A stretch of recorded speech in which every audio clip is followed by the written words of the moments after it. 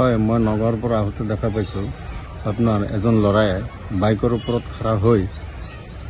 কিন্তু যোনটো ড্ৰাইভ কৰি আছে কিন্তু ইমান ব্যস্ততাময় ৰাস্তাৰ মাজতো আপোনাৰ লাওখাৰ পৰা যোনটো নন্তলী যোৱা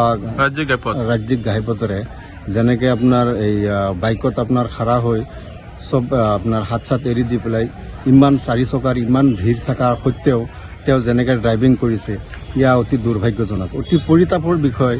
যে ৰূপহী প্ৰশাসনে ইয়াৰ ওপৰত কিয় ব্যৱস্থা নোলোৱা নাই এতিয়ালৈকে কিন্তু ৰূপহী প্ৰশাসনক মই এইটোৱে অনুৰোধ জনাইছোঁ যে ৰূপহী প্ৰশাসনে ইয়াৰ ওপৰত অতি সোনকালে ইয়াৰ ব্যৱস্থা ল'ব লাগে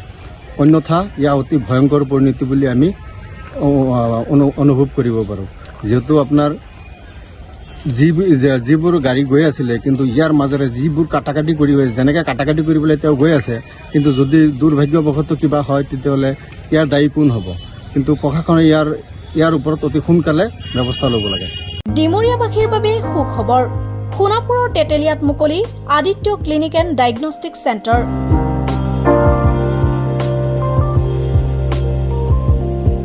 য'ত ৰোগীৰ বাবে উপলব্ধ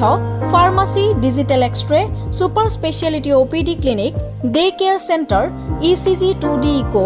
এণ্ডোস্কোপি holter study ultrasound 2D 3D PFT TMT EEG বিশেষকৈ হৃদৰোগৰ সকলোবোৰ পৰীক্ষা নিৰীক্ষা কৰিব পৰা ব্যৱস্থা উপলব্ধ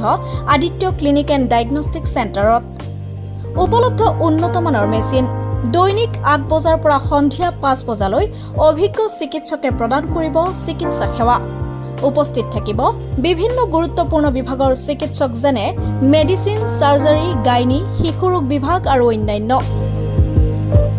যোগাযোগৰ নম্বৰ 93655600093 অথবা 6002154585